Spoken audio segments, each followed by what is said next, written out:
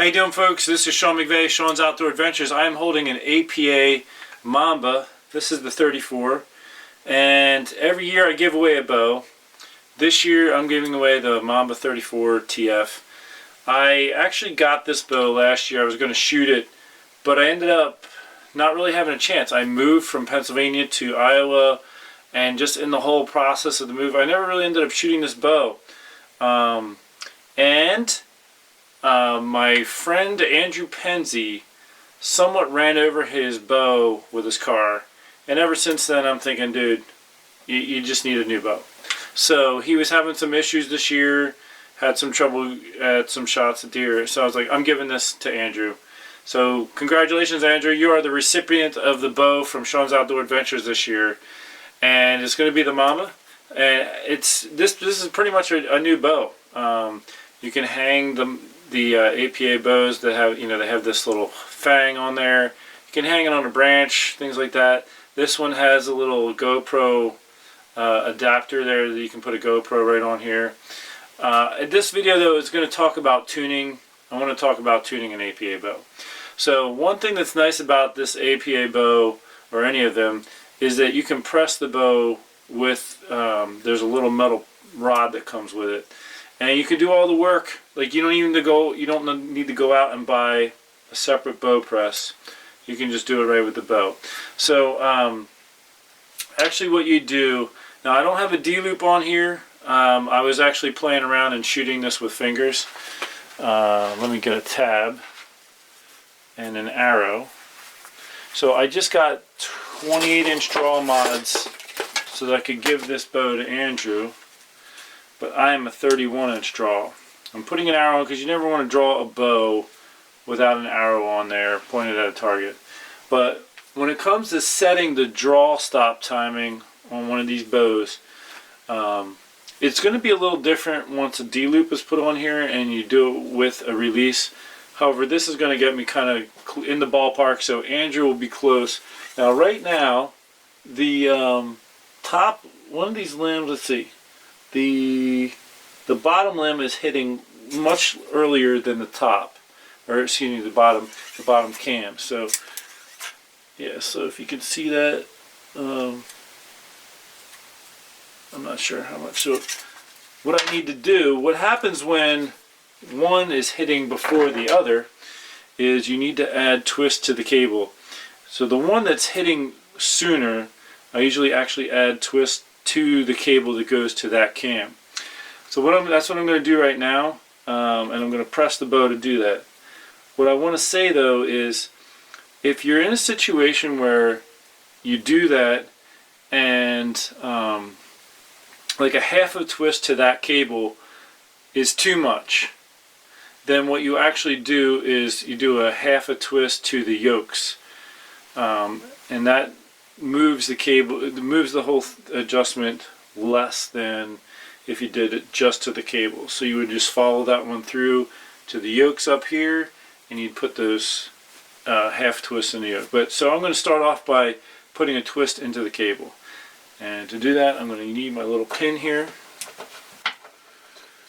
And what I do is I just put my foot on the string, pull up on the handle, and then there's these little pegs here in the cam. You just put it through on the side of the limb and let ease down. Okay, so with the APA bow, since I have to put twist in the cable on the bottom cam, you actually put the peg in the top cam, and that allows you to loosen this cable. If you put the peg in this cam, you'll find out it doesn't allow you to access the cable. So in this situation I got to put twist into the cable, and so you do that clockwise. I'm going to put a full twist in and see what it does. You got to be careful that the cable and the string are seated properly in the grooves. So always check after you press the bow and let it down.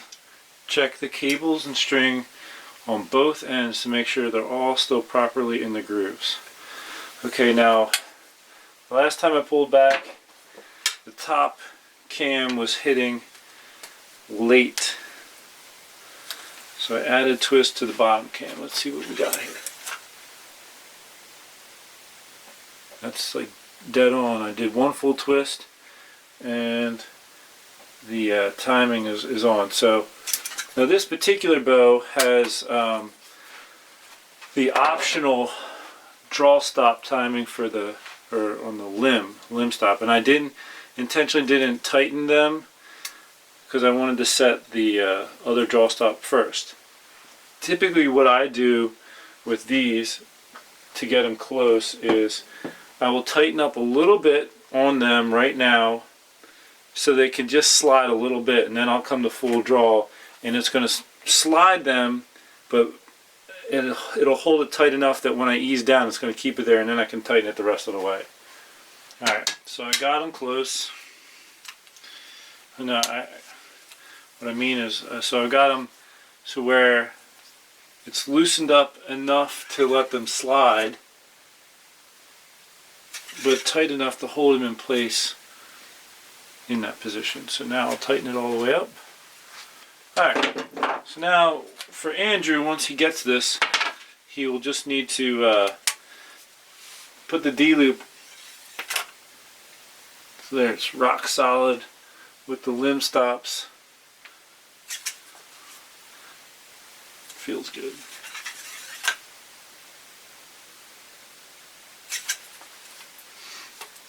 Now the other thing, when you're tuning one of these, what I do is you want to center the rest, and there's grooves in the back of the riser here.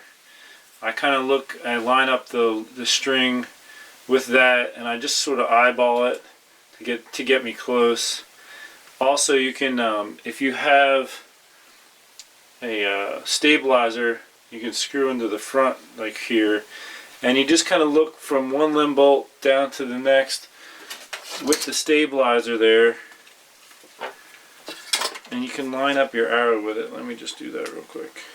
So I'm looking down here from the top limb bolt down to the bottom, and you can you can see if the arrow is pointed one way or another. Let me just kind of hold the bow. So when you're looking down at, you just line up.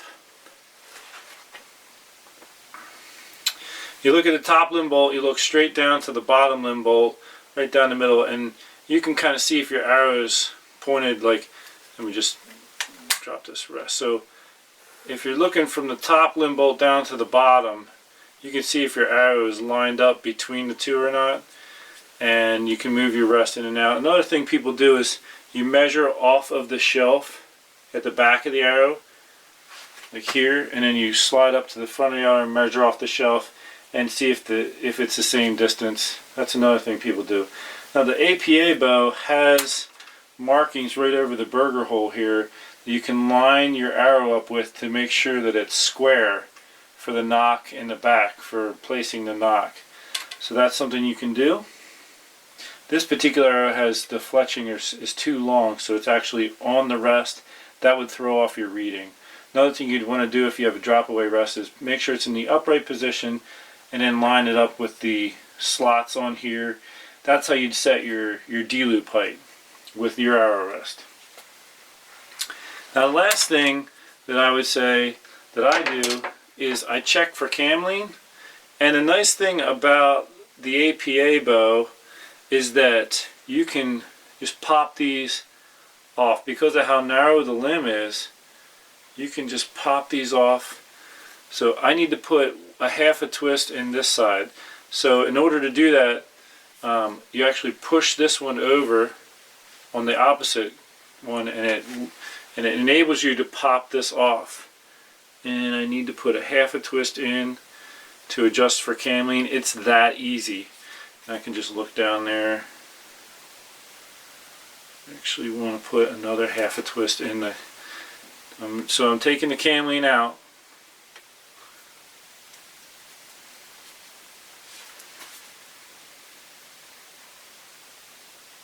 Okay, that looks good. I'll check the other one. And I need to put a half twist on this side. Oops, slipped out my finger there.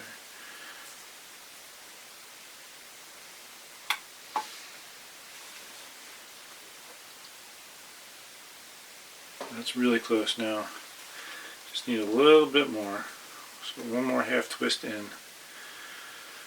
And most cables and strings, it's a clockwise twist to add twist, counterclockwise to remove. That's pretty close right there.